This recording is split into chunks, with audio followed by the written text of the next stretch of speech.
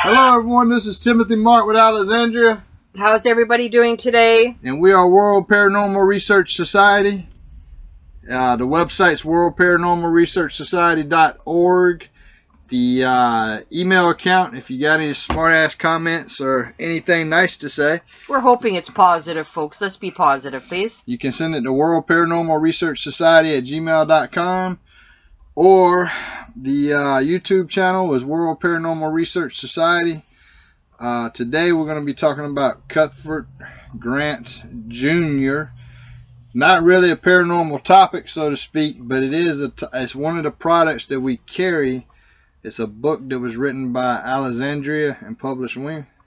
2016, around September 2016, but there will be a paranormal twist to the story, so listen to the entire podcast because I'll tell you something a little bit creepy or eerie in regards to Cuthbert Grant Jr., so that'll be much later in the podcast. So this podcast is covering one of our products, the story of one of our products, which is the Cuthbert Grant Jr. book, and we'll put a link in it in the description below if you want to click and buy it afterwards. We're hoping you're going to buy it, but before we jump into this, can we tell everybody about our wonderful experience that we have at McDonald's, or we seem to be having at McDonald's, the one specifically today? I mean, just to throw that out there. I will say that in Bryan, Texas, at the Walmart on Briarcrest, there's a McDonald's in there. And there's always this one long-haired black girl who's got a tattoo on the right arm. One of the nastiest workers that we've seen every time that we've been in there. She's very filthy. She plays with her hair. She touches food without gloves. Today she came out cleaning. She was cleaning the area and then walked right back in there. Did not wash her hands at all and was handling food again. And she was serving people ice, and that's the part that you were just weirded out about. Yeah, the ice machine was broke, so she had a scooper, and people were coming up with their used cups, and she was putting the scooper inside their cup. This scooper was touching the cup, and she was refilling their cup with it. That's pretty disgusting right there. And so, you know, I had seen it too many times, so I called the health board. And asked them if they could send somebody there just to watch for 10 minutes. I don't even think it would take that long. I think just watching her work for 5 minutes, she should be able to shut that McDonald's down, or at least re-educate her on sanitary conditions. But whether they send anybody there or not, I don't know. I will do a follow-up call, and I will see if they have. If they hadn't, then we'll be doing a YouTube video against them, against the health board. And I think, you know what, we go to that particular McDonald's because it is convenient. It is inside the Walmart. But every time that we've gone to that particular McDonald's, I mean, it's been absolutely filthy. I had to actually take sanitizer today and wipe down our table prior to even putting napkins on there. And then, of course, garbages are overflowing. I just left the garbage on top of the garbage. And no customers, really. So they got no excuse to, I mean, they had, when we first got there was a lot of customers. And then after that, there was no customers. So they had no excuse not to empty the thing. There was 4 people back there working. So maybe next time before you dig into an order of McDonald's French fries, look for any kind of long hairs in there, because I always assumed people needed to wear hair nets. In Canada, when you're serving food, it is mandatory that you wear a hair net. And I don't really see anybody in America wearing hair nets.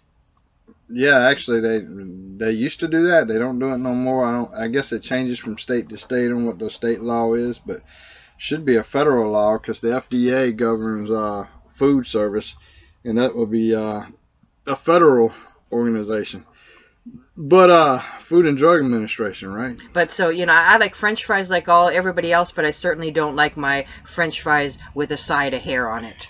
So what before we get into, and Cuthbert Grant Jr. is a relative of yours, right?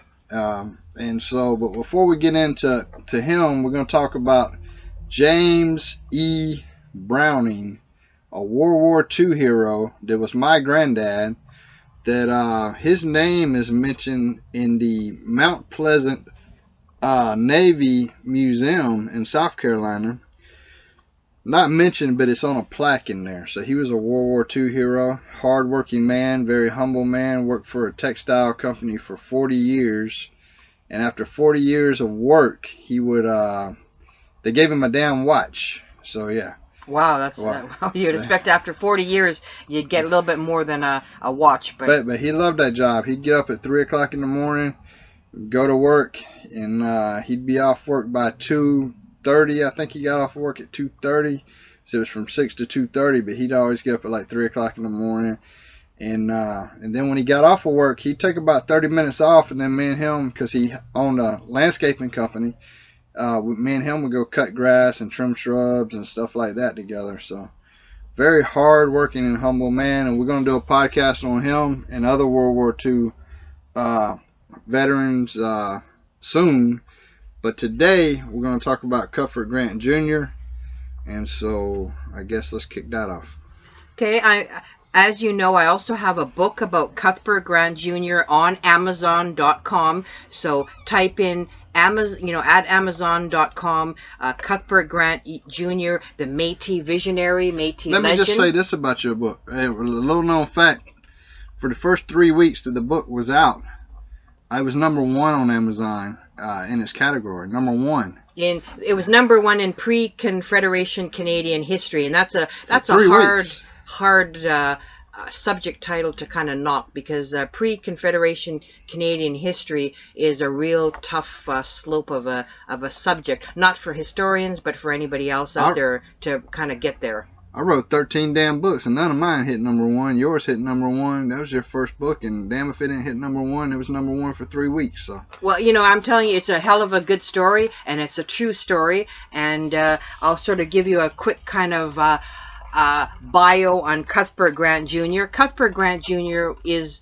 my great uncle, and he was born, they say, give or take, around 1793, and he actually died July 15th, 1854. He actually passed. Holy shit!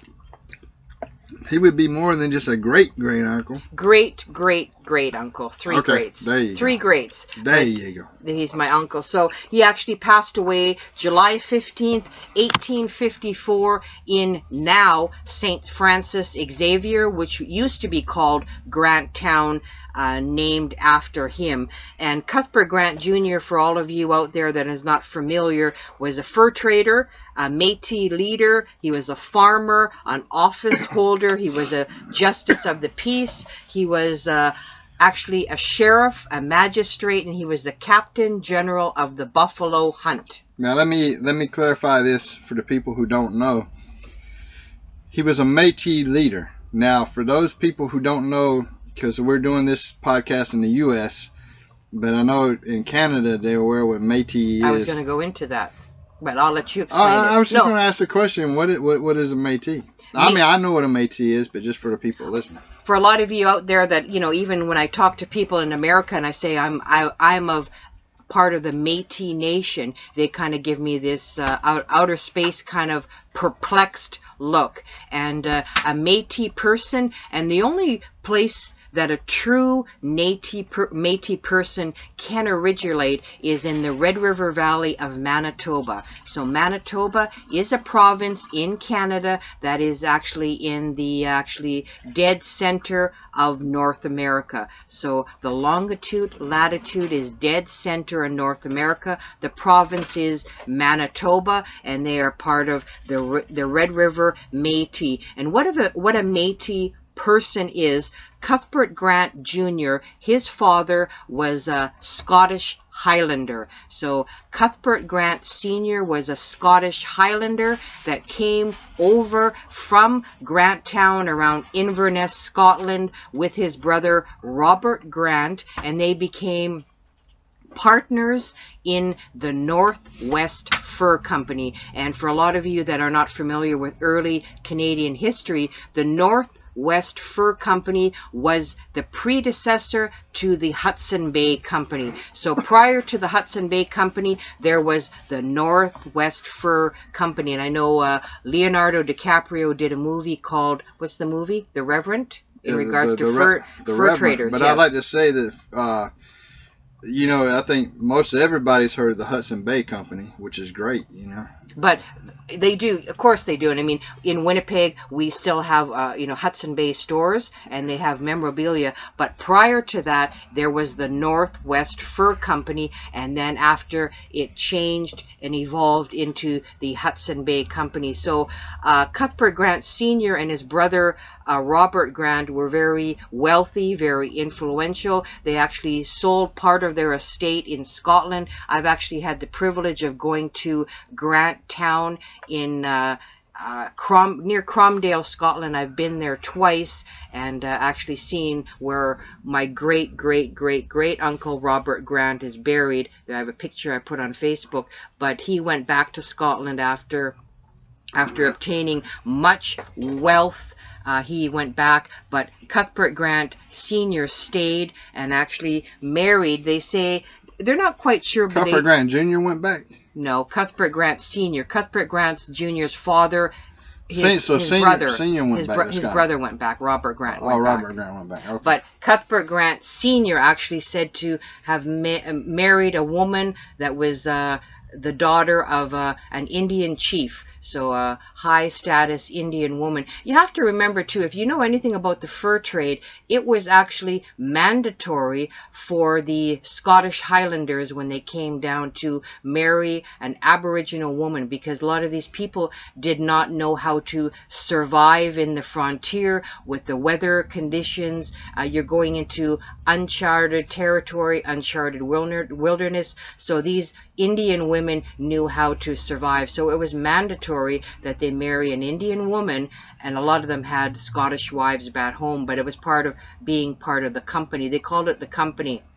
So Cuthbert Grant Jr. is a product of Cuthbert Grant Sr. marrying, they don't even really know her name. I've had my family tree done way past that, but they really are not clear on her name. But he is did you mention her name in the book at all? Or I don't think I did. Possibility who it might have been. I might have. I'm not quite sure. But he's it's speculation on who it might have been. Right, but they know that she was the daughter of actually a Cree Indian chief. So it is a mixture of Scottish and Cree Indian. And let me say this, for the Scottish people to come over to Canada during those times, during that time period, you come into a whole different land, a whole different way of living, and you come in to set up shop and to accomplish something with it for the company. Well, what they tried to do is they wanted to make their fame and fortune in the fur trade. You have to remember, during that time, beaver pelts were high fashion. You would have beaver pelt hats, and everybody in high society, I mean, to be in the fur trade, that's where the money was at that particular time. And a lot of family members as well were high rollers, and Cuthbert Grant Sr. and his brother were high rollers, and they actually were part of the Beaver Club. It's a famous club in Montreal, Quebec, where they would all sit there, smoke cigars. But the book's about Cuthbert Grant Jr., correct? Right, but I'm just giving you a time frame on how he was a child of two nations, and that's what I am. I'm a child of two cultures, and we're sort of betwixt European culture and Aboriginal culture, and the only place in the world where a Métis person is, to formulate, is the Red River Valley in Canada. There's Métis nations in Ontario, other provinces, but they're not really, we're part of the founding families. So if you're part of the Red River Métis, you are the founder, the founding families of the Métis Nation. And that is way before Louis Riel, and a lot of you will say, well, the only famous Métis person we know is Louis Riel. Again, we're talking about pre-Confederation Canada, prior to Canada becoming a country. This was when it was under British and French rule. So it was a very, very... So it wasn't called Canada then? Well, it was Canada, but it wasn't really a country yet. Oh, I'm just trying to distinguish if it was still Canada. Just part of the... Because I don't... In the colonies, when Cuthbert Grant Jr., because he came, it was way in the early 1700s. Canada. Yeah, I know that, but I'm trying to figure, when did Columbus come? Was it around the same time? Columbus was around 1400, sweetheart. Oh, that's my stupidity. Hey, sorry, folks. Couple hundred years betwixt. All right, I was just trying to say, was it just a continent then, or was Canada actually like, okay, this is a country now? Well, they were in like it was really starting to be in a country on its own, but it was under British rule, really. Because what I was thinking was when America started to become a country, and I guess that was in the 1400s. Now that you just told me. Not really. After 1700s. That's when they got away from British rule, right? That's right. But at that time, you had different states developing first, and that's what I was trying to figure out. Like, okay, when Cuthbert Grant came over, did all the provinces exist at that time? Not all of them, no. Okay. So we were in the forming foundation stages of that. So I mean, we even had Cuthbert Grant Jr. is related to the Stuarts, and we had John Stuart, who is his cousin, and it's the Stuarts spell it two ways. It's Stuart or Stewart, but they're still the Stuart clan of Scotland, and that's the cousins of Cuthbert Grant Jr. Which we found out that when you did my genealogy, right, that we're related down the road a little bit there. Right. Because I'm related to the Stuarts. Intermarriage through the clans. Yeah, I'm related to the Stuarts part of that. That's right. So we are going way back. We are technically cousins. So very, very informative book. I'm quite proud of that book. I've worked for many, many years to bring Cuthbert Grant Jr. to the real forefront of early Canadian history, because these are movers and shakers in early Canadian history, and we are actually related to Lord Strathcona, who is actually, if you know anything about the Canadian Railroad, he was actually the gentleman that the last railroad spike. So he's quite famous. Lord Strathcona is one of our cousins as well. And there was a lot of movers and shakers. Again, there was a church. Cuthbert Grant was actually baptized in Montreal in a Presbyterian church. And his godfather I actually have the baptism of Cuthbert Grant Jr. His godfather was William McGilvery, and that's another famous person in Canadian history. And Cuthbert Grant Sr. wanted to make sure that his son was well looked after in case he died. And his father did die, and it is said that Cuthbert Grant did go back to Scotland at one time, and he was educated in the medical field with his cousins, the Stuarts. So it is said that he did go back to Scotland, and then he came back more of an aristocrat, and it is said, or it is, I found information that Cuthbert Grant did participate in the War of 1812, and he would have been at the right age to be able to participate in the War of 1812. And Cuthbert Grant actually, his first wife, and according to the custom of the country, his first wife was Elizabeth Mackay, and secondly, Madeline Desmarais, and then perhaps thirdly, an unnamed woman. And this woman was his wife in Scotland? No, Elizabeth Mackay was his first wife in Canada. And he had an Indian woman too? Well, she is part. Elizabeth Mackay is part.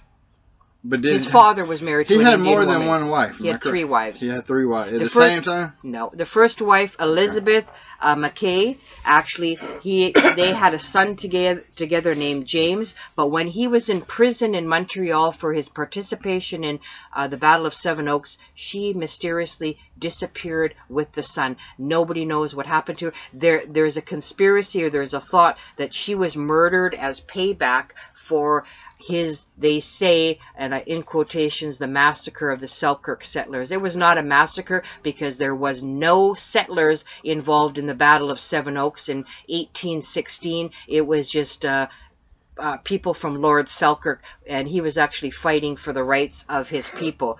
So Cuthbert Grant Jr. was very bilingual. And actually, Cuthbert Grant Jr., this is very important, people. He was the first educated Métis to wield a profound influence over the fate of his people, and he was actually largely responsible for implanting in their minds the concept of a Métis nation, and that played such a vital role in the Red River Uprising in 1869 to 1870, and that was after he had passed, and also the Northwest Rebellion of 1885.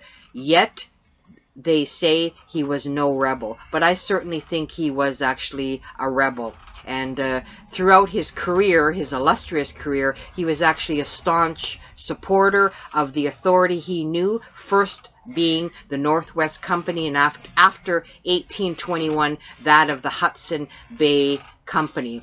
And a lot of people say that he made a violent mark on history, and I certainly do not believe in that, and certainly not, because you have to remember too, Cuthbert Grant Jr. was virtually born into the Northwest Fur Company. But during those times, I mean, you know, it was a time of violence, you know. Well, that's how they survived. I mean, his father, Cuthbert Grant Sr., was a longtime employee and a wintering partner from 1795, along with his uncle Robert Grant. And, you know, they were the movers and shakers, and they were among the original group of Montreal fur traders, which formed the Northwest Fur Company in 1779. So his father, you know, was instrumental. And Cuthbert Grant Sr., actually died in 1799. Did he die in Scotland or Canada? Canada. Okay. And he provided... So at some point, did his Robert come back for the funeral or no? Robert, I don't know if Robert had already gone to Scotland or not. I'm not sure of the time frame. If I'd have to look it up if he actually was back in Scotland when his brother died in 1799. But Cuthbert Grant Sr. actually provided in his will for the education of his two sons, Cuthbert and James, and having William McGilvray, again, the Northwest Company Montreal agent, as their guardian. And they say in 1801, McGilvray took young Cuthbert Grant to Montreal, where he was baptized. Cuthbert Grant Jr. was baptized October 12th in the Scotch Presbyterian Church, later known as St. Gabriel Street Church. And I still believe that they say there's conjecture whether he followed his brother to Scotland for schooling, and I certainly believe that Cuthbert Grant Jr. Followed his brother James and was educated formally in Scotland. And they do say that his father in 1799 is said to have died in Fort William, which is actually Thunder Bay, Ontario now. So Cuthbert Grant was, to me, very, very instrumental in just inserting what it was to be Métis to his people way prior to Louis Riel and all that. And let's get into the time frame again of 1812. That's when the huge struggle between the Northwest Fur Company and the Hudson Bay. Now, you said he participated in the war. Now, did he lead the war at that time? Was he the leader? Because he not became in 1812, no. But the War of 1812, and we know that, I believe it's during, in either, I may stand corrected historically, in 1810 or 1812 is actually when the American White House was burnt down. And I found fact. No, that is fact. Sorry, you know, folks, me being an American, that is historical that was fact. never taught to me in history. Well, why would it? But keep going. But it's a historical fact. That's the first time ever that the American White House was burnt during the War of 1810. This ain't about that little debate. This is about I thought it would. Jr. I'm trying to figure out, because I know at some point he excelled and became a leader. So not only was he educated, but he had to have a certain amount of charm to be able to lead these people. Well, he had pizzazz because he did go back to Scotland with his brother James to be educated by his cousins were the Stuarts. They were part of the aristocrat society, and it is said that a lot of the Stuarts at that time were doctors. They had pull in the medical field, and I tried to find research if he was formally educated in any kind of university. I could not locate it, but it is said that he was taught his medical education through his cousins, the Stewart, and he actually came back. They taught him fencing, how to properly hold and use a sword. So he came back as a full-fledged aristocrat when he spent his time in Scotland with his brother James. And it was a very controversial time as well when he was actually appointed. Cuthbert Grant and 3 other individuals were appointed captains of the Metis. That was in the fall of 1814. So he actually had qualities of daring, resourcefulness that made him one of the best choices as a candidate. And in March 1816, he was singled out again by Cameron as the Captain General of all the half-breeds. And I can tell you folks, I really find that term half-breed very, very offensive. And a lot of you may not know what half-breed, but at that time around... Well, I'd like to say this too. I know people are like, why does he keep interrupting? But I want to make the point clear that today you're considered a half-breed because of this. Well, I have... it's called Metis script, and I have actually three Metis scripts of my ancestors where the Canadian government calls them half-breeds. So that is a term that was used by the Canadian government, half-breed, and a lot of the individuals, a lot of times my ancestors could not sign their names, so they would put an X by their names. So very, very important about that as well. And there was a lot of controversy around 1815, 1814, and actually Fort Gibraltar. Actually, the original Fort Gibraltar was founded by my uncle Cuthbert Grant Jr. It is now, if you Google the Forks Market in Winnipeg, Aboriginal people have been meeting there for about 6,000 years, but the site of the first Fort Gibraltar, founded by my uncle, where's now the Children's Museum. It has since been moved to the French Quarter in St. Boniface in Winnipeg as well. So there's a lot of controversy and things that were going on, very bloody at that time.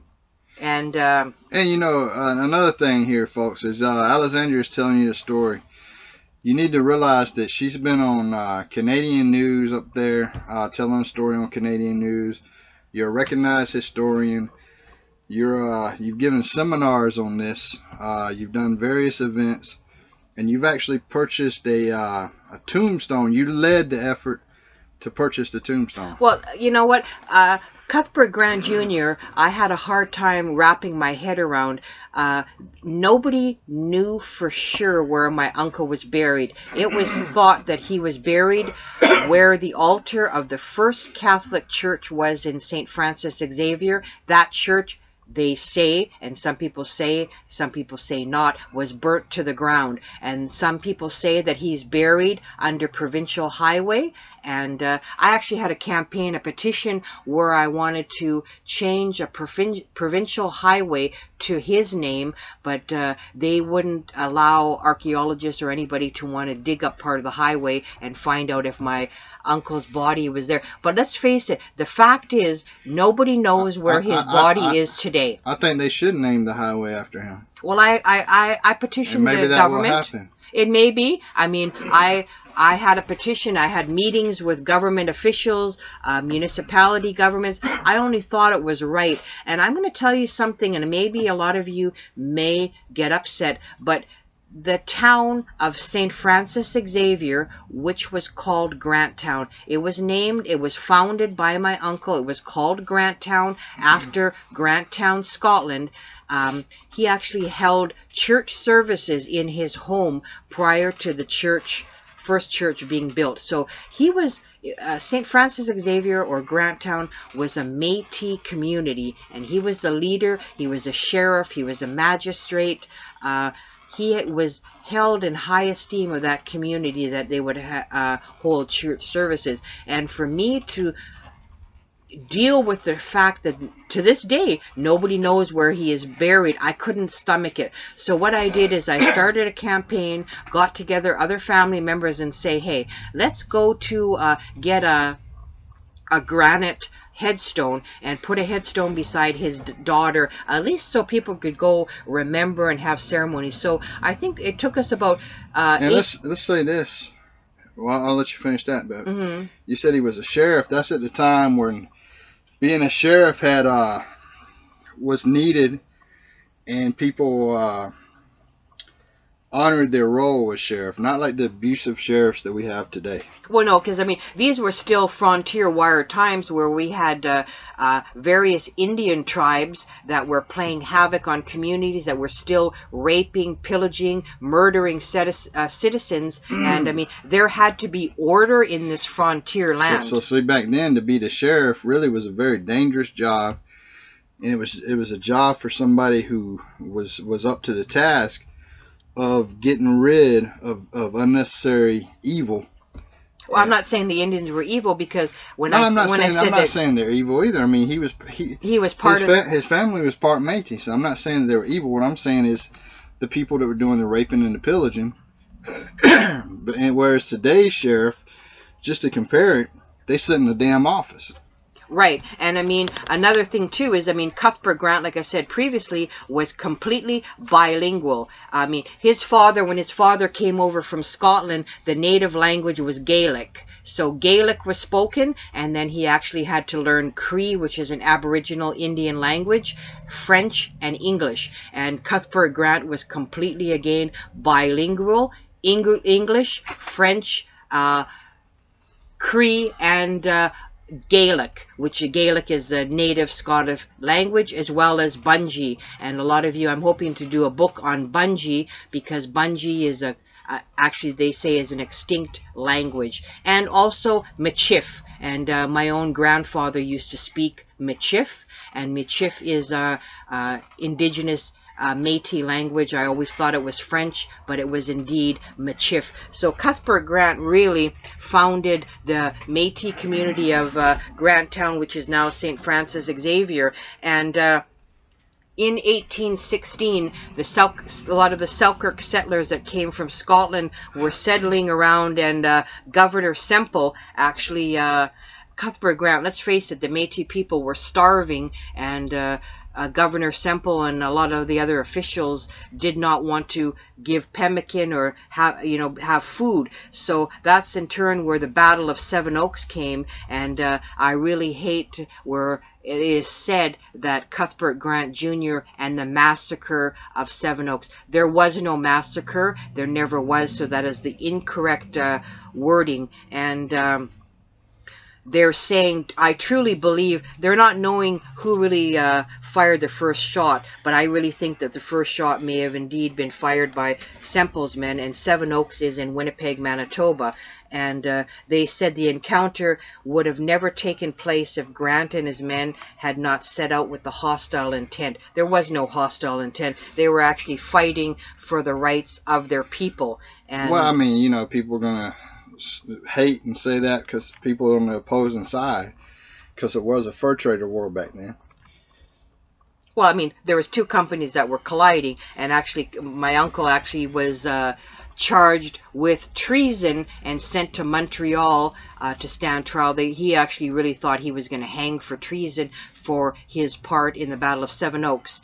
And I actually now, when you say your uncle, you're talking about Cuthbert Grant Jr. was charged with treason. Right. This is a man who was sheriff, a man who would lead his people into battle and victory, and someone who was really fighting for the right cause. But you have to remember, early days in Canadian history, there was just a few players, and if you didn't kind of play their game the way they wanted you to play, then you became an outcast. So after a while, when Cuthbert Grant became too vocal for the rights of his people, he was starting to become a problem. And I mean, these Selkirk settlers, a lot of them are from the Orkney Islands in Scotland. They were coming all over from Scotland to come and settle the new land. And a lot of people, prior to me trying to bring his name to the forefront, the only way that they know of the name of Cuthbert Grant Jr. was for his participation in the Battle of Seven Oaks, when he did much more than that.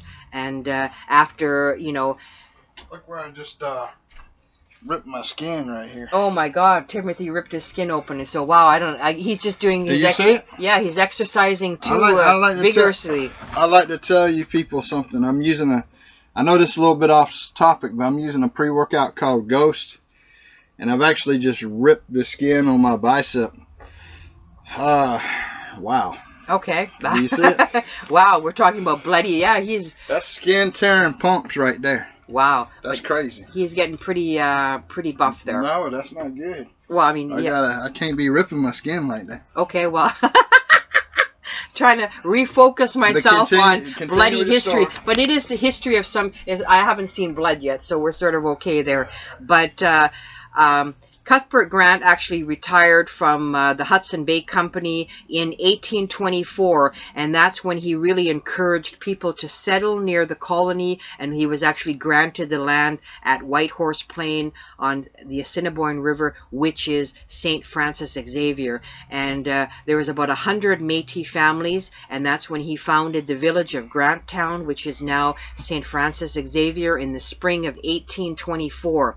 And by 1827, he had about 34 acres under cultivation, and he was looked upon as a very prestigious landowner in Whitehorse Plain.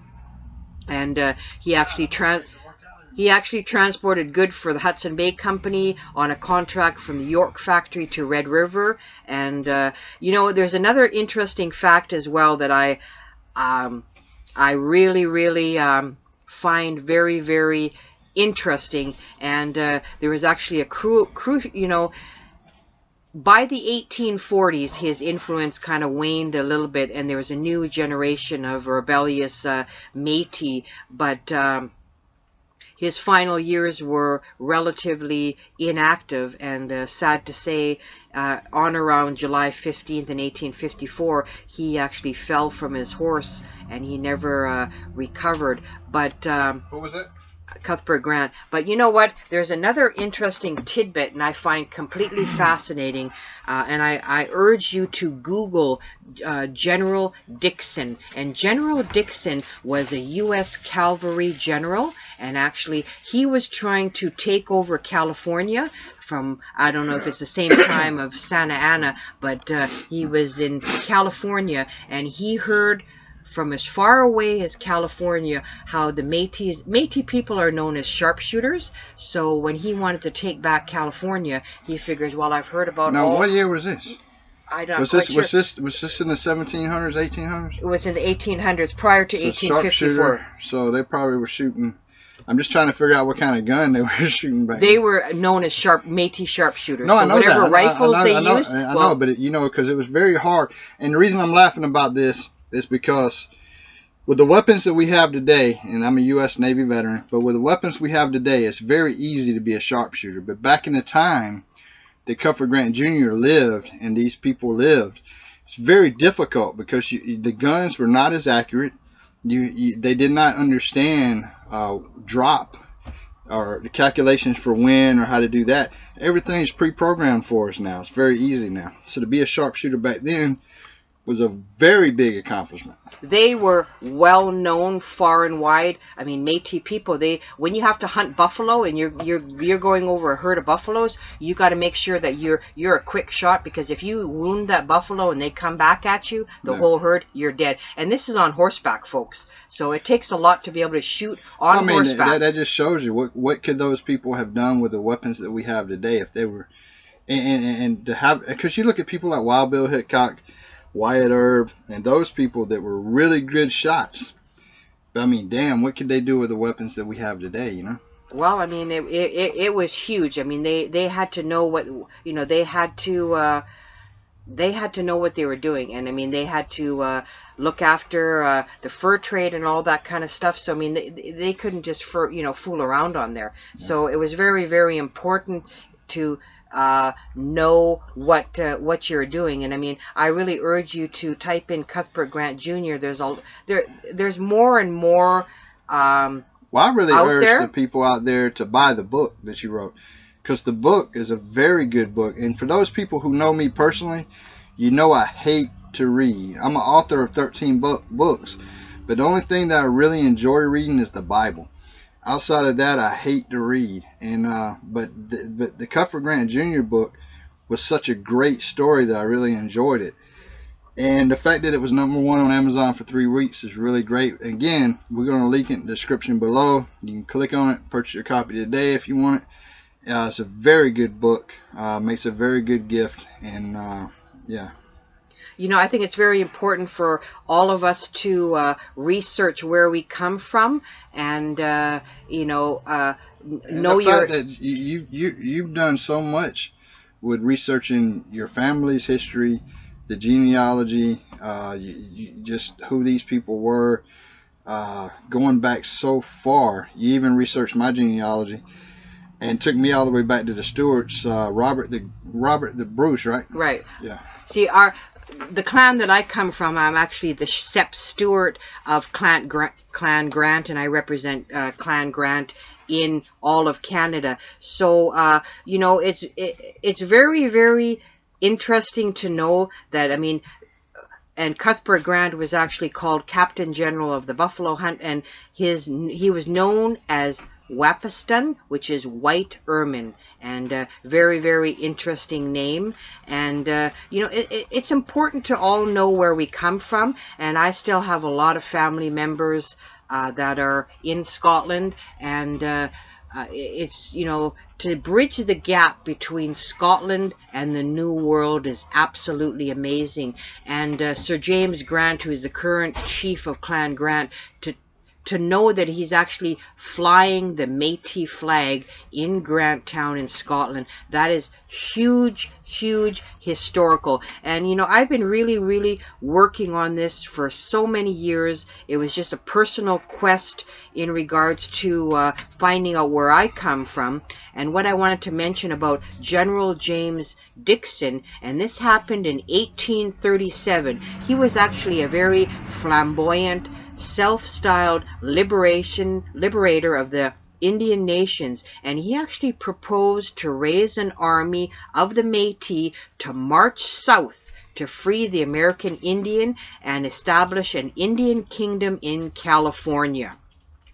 And Cuthbert Grant provided him with guides to lead him into the U.S., and the general gave him his epaulets and his sword. And I was actually able to have General James Dixon's sword at one of the events that we had at Grant's Old Mill. The museum curator, the Manitoba Museum, gave it to me, and they actually have General James Dixon's sword in Manitoba, but I was able to have that at one of our events. And fascinating person that he was the first person to perform or to, you know, go on horseback modern medicine on the Metis people. So he was a well-educated person. He had a lot of brains, again, serving as a magistrate.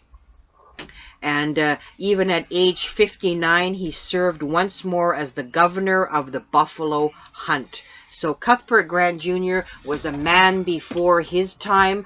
He was the product of a Scottish Highlander and a Cree, you know, daughter of an Indian chief. So high status in the two countries. So you know, we're really having. If you're a Metis person, Cuthbert Grant Jr. is very relevant to who you are. It's the beginning of the Metis Nation, and it's the blending of two cultures. And like I said, there's only one place in the world where Metis people are, and it's a unique ethnic group, and it's a very unique bloodline. And more and more people now are trying to say they're Métis because there's a lot of controversy in the news about land claims, money from the Canadian government, but they're being more strict because you have to really prove without a shadow of a doubt. You've got to provide genealogy that can be backed up historically. You can't just walk in there and say, well, I'm a Métis person. And I'd like to say, reading the book, I know that we haven't covered everything with Cuthbert Grant Jr. and there's a lot of amazing stories with Cuthbert Grant Jr. in the book, where he was a true warrior, and apparently he was a warrior for God and his company.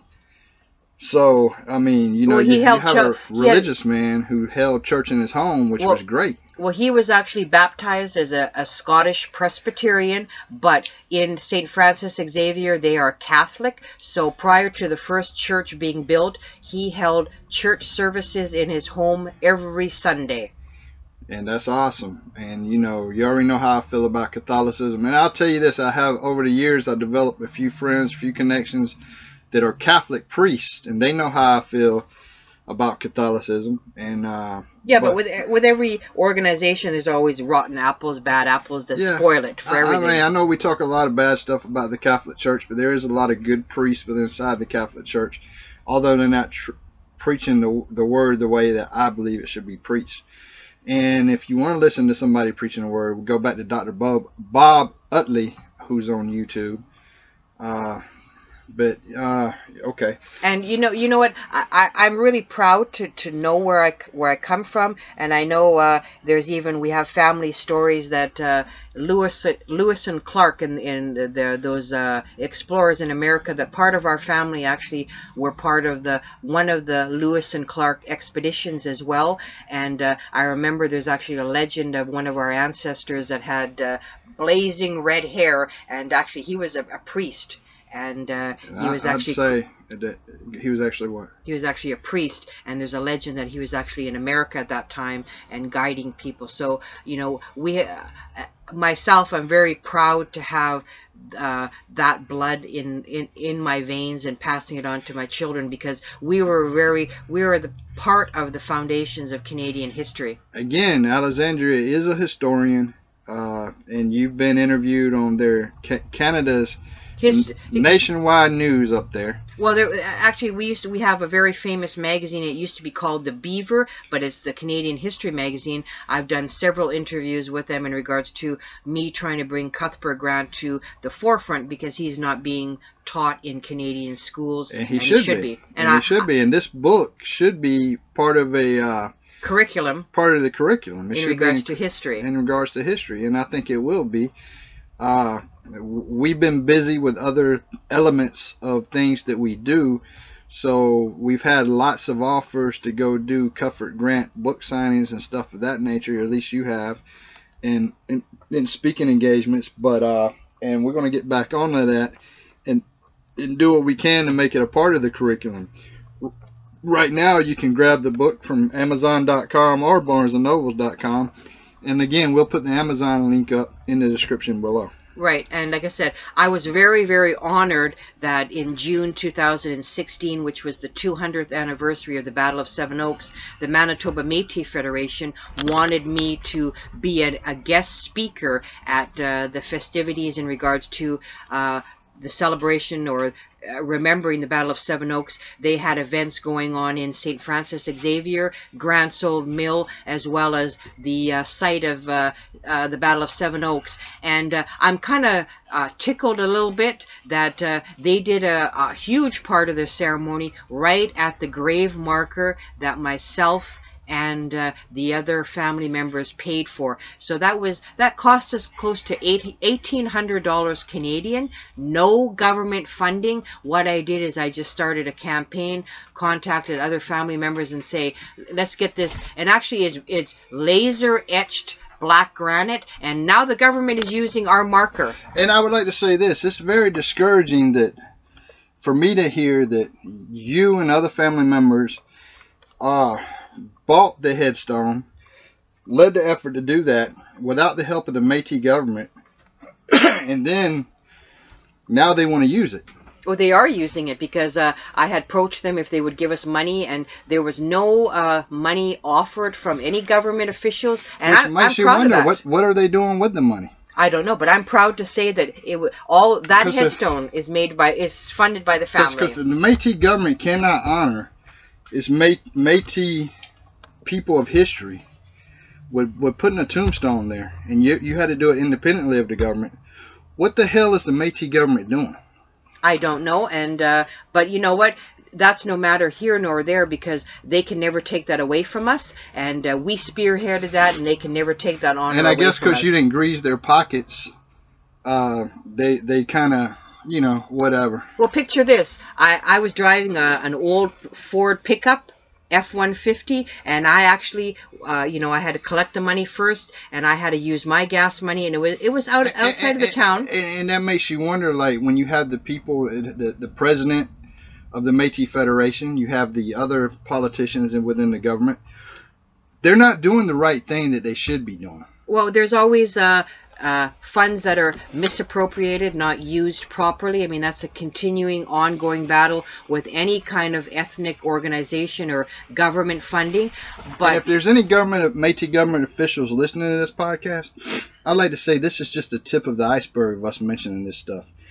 If y'all want to straighten up and do the right thing with the Metis funds, do the right thing. But if y'all want to continue to screw it up, like I said, this is just the tip of the iceberg with this podcast. And another maybe known or unknown fact is that in Edinburgh, Scotland, there was actually a huge Metis exhibit there way before it was chic, and Maria Grant's quilts and stuff was on display there. So our mother country, Scotland, is aware of the Metis. I think more so than even Canadians are. But do you feel like the Metis government is doing what it could do to help the artists within the Metis community? I think they could be doing a lot more with funding, grants, and support, monetary support to get the word out. So, folks, instead of donating money to these politicians, I would find Metis artists and people who are honoring, because the Metis government needs to be restructured. So it's going to be a battle to do it, but if you start funding the independent Metis artists, and things that Alexandria has done has been without their help. But you know, and it's hit #1 on Amazon for 3 weeks without any help from the Metis government. And you know, if you even Google my name, you can see all the we were actually interviewed. Well, you have to Google Alexandria Horyski. My maiden name. Yeah, Alexandria Horyski is my maiden name. To yes. see all the things that she's actually done in the Metis. In the media, I've been interviewed by Scottish newspapers, Canadian newspapers, TV, radio. This is a call out to all the independent artists in the Metis community. If you're sick and tired of the Metis government not supporting you, I would recommend that you email alexandriaanthony7@gmail.com and see what we can get done to help restructure the Metis government, because they did not pay for the tombstone, but yet in their little ceremonies they want to use it, and that's bullshit to me. Well, I mean, you know, we put it out there for the family, but it was put out there for Cuthbert Grant Jr. so we could actually remember him. And then they take pictures of it like they did something with it, and they didn't do nothing with it. You're the one who did it, and not just you and other family members. But well, that's why if you look at the actual tomb marker or grave marker, it said that it was by the members of Soy Cuthbert, which is our sept, not by anybody else. That's right. So clan, you're the sept steward for Clan Grant. Soy Cuthbert, yes. And so what we need a different government, because within any government there's always going to be corruption and misappropriation of funds. I think with you leading the way, you could possibly be the next Metis president. You have to. It has to take the artists. The Metis people have to stand up and say, look, these people are just giving out a fraction of the money that they're making to support the Metis people. That tombstone was very important. Well, everybody said, why wasn't it done previously? Well, I don't know. It just took of me to think of that, and I had to do it as a family member. It was $1,800. They could have raised that money. They had that money already. They could have just easily bought that. They chose not to do it, but yet anytime they can take a picture by it, they take the opportunity to take a picture by it. Well, anybody's not going to pass up a photo op. Come on. I mean, they didn't put any blood and sweat. And another interesting fact, too, is that I gifted my husband with a very special Celtic hand-carved walking stick. But I actually went to Edinburgh, Scotland, and the then Prime Minister of Scotland, his name was Alex Salmond. Actually, he was the then Prime Minister of Scotland. I made a trip to go visit him, and I was able to present him with a similar, not the same, but I actually had a carved walking stick to give the then Prime Minister of Scotland, and I also had a whole bunch of Métis memorabilia to educate him on what happened to a lot of the Scottish Highlanders when they left the motherland to brave the frontier in Canada. And when I had a conversation with the Prime Minister of Scotland, Alex Salmond, he knew a lot about the Métis people, and he was very appreciative of me I brought Métis music, other history books, and he actually told me, I told him that, Cuthbert... I think with the help of the Scottish people, the Scottish government, and the Métis independent artists out there, you could very well dethrone the president of the Métis government now. Well, I think it's just now about being awareness, because I have bridged the gap between the old world and the new world. And actually, another project that I was going to work on is there was a school in Cromdale, Scotland, where a lot of my ancestors are from, wanted to do a culture exchange program between a school in St. Francis Xavier. So the kids would, share about Métis culture and Scottish culture, and that was a project that I still have that in the works, and then our film as well. So, to the Métis government, those of you who may be listening, we've been very busy with other business. But now we're going to take time to focus on the misappropriation of funds. So I suggest you contact us. And like I said, pick up Cuthbert Grant Jr. on Amazon. It's a book that will really knock your socks off. And it's just one. I'll be writing further books. I have another Métis book that I'm going to be working on. But you know what? Look up and do a Google search or Wikipedia. What is a Métis person? And I think you'll be pleasantly surprised on who we are as a distinct ethnic group. With that being said, I think we're wrapping it up. There's a lot of stuff, a lot of action stuff that's in the book that we haven't covered. And I definitely recommend you reading the book. It's a great gift. And support your local Métis artists, your independent people who are doing things to support the history of the Métis people.